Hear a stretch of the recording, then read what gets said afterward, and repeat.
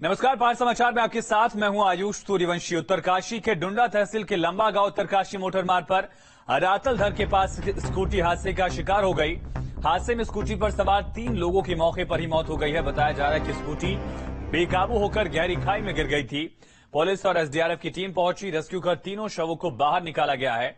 और हादसे में सोहनलाल, मोहनलाल, हर्षलाल की मौके पर मौत हो गई। हादसे में मृत हर्षलाल उत्तराखंड जल संस्थान उत्तरकाशी में फीटर के पद पर तैनात था। घटना की सूचना पर उत्तरकाशी से एसडीआरएफ, पुलिस और राजस्व विभाग ने रेस्क्यू अभियान चलाया। तीनों शवों को खाई से बरामद कर लिया गया है। बारिश हो रही है, इस वजह से हो सकता है कि फिसलन रही हो, स्कूटी बेकाबू हो गई हो। बारिश की वजह से रेस्क्यू में भी तमाम दिक्कतें सामने आई होंगी और तस्वीरों को देखकर आप समझ सकते हैं कि किस तरह से एक बड़ी चुनौती यहां पर रेस्क्यू के दौरान रही होगी।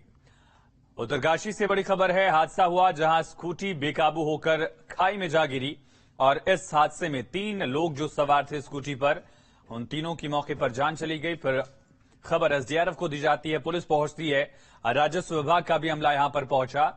डेड बॉडीज को रिकवर किया गया है। ये तस्वीरें आप देख सकते हैं, विचलित करने वाली थोड़ी तस्वीरें, और ये रेस्क्यू के दौरान की ये तस्वीरें आप देख रहे हैं। ये जो डेड बॉडी स्कूटी के बाद यहां पर जो शव पड़े हुए थे, वो तस्वीरें आप देख सकते हैं। एक भीषण सड़क हादसा उत्तरकाशी के लंबा गांव के पास का ये मामला बताया जा रहा है। बारिश ज्यादातर इलाकों में हो रही है।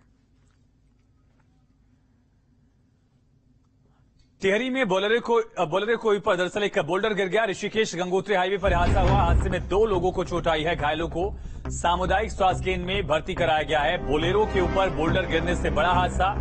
ऋषिकेश गंगोत्री हाईवे पर हादसा हुआ, जहां पर बोलेरो में सवार लोग घायल हो गए। घायलों को सामुदायिक स्वास्थ्य केंद्र में भर्ती कराया गया है। 2 लोगों को चोट लगी है। देखिए, ऊपर का जो हिस्सा है वो पूरी तरह से डैमेज हो चुका है।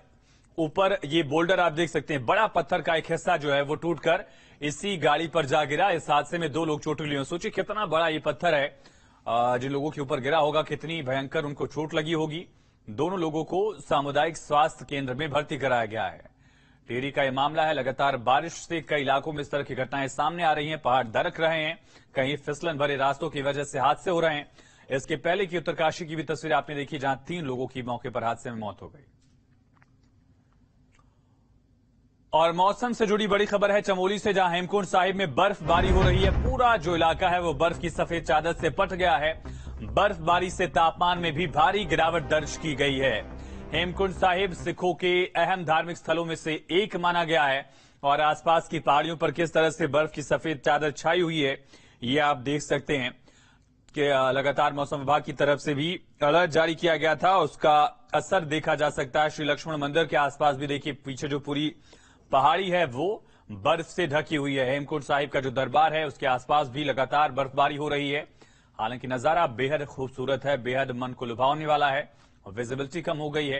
लेकिन जो स्थानीय लोग हैं, खास करके जो वहां पर श्रद्धालु पहुंच रहे हैं और लोकल जो व्यापारी हैं 2-4, उनके लिए थोड़ी दिक्कत जरूर है। और पहाड़ी इलाकों में जमकर बर्फबारी हो रही है, मैदानी इलाकों में बारिश हो रही है। स्थानीय लोगों के लिए मुसीबत। तापमान लगातार गिरता हुआ और गिरते तापमान की वजह से श्रद्धालुओं के सामने दिक्कत। हेमकुंड साहिब हालांकि एक ऐसा ऊंचा इलाका है जहां पर 6 महीने साल की बर्फ लगातार जमी रहती है। कई फीट बर्फ की चादर में, बर्फ की परतों में ये पूरा इलाका दबा रहता है। फिर जब यात्रा शुरू की जाती है, 4 धाम यात्रा के आसपास ही हेमकुंड साहिब की भी यात्रा शुरू हुई इस साल।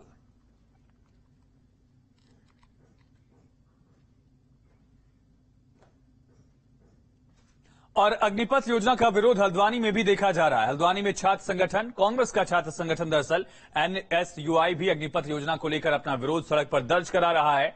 एनएसयूआई के जिला अध्यक्ष ने अग्निपथ योजना हल्द्वानी में कल हुए युवाओं के प्रदर्शन के दौरान पुलिस का युवाओं पर लाठीचार्ज करना, इसको लेकर नाराजगी जाहिर की। जिला अध्यक्ष विशाल भोजक का कहना है कि केंद्र की बीजेपी सरकार अहंकार में डूब चुकी है, तभी इनको जनता का दुख दर्द दिखाई नहीं देता। युवाओं पर अत्याचार हो रहा है, जिसे अब बर्दाश्त नहीं किया जाएगा।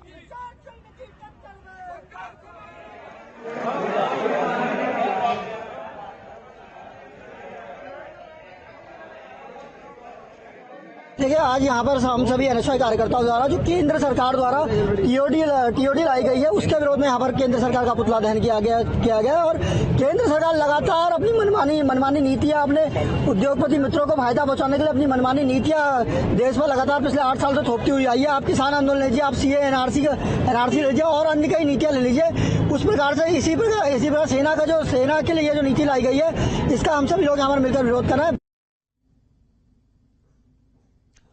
अग्निपथ योजना का विरोध जारी है। ये विरोध प्रदर्शन लगातार बढ़ रहा है, लेकिन राजनीति भी इसमें दिख रही है। कांग्रेस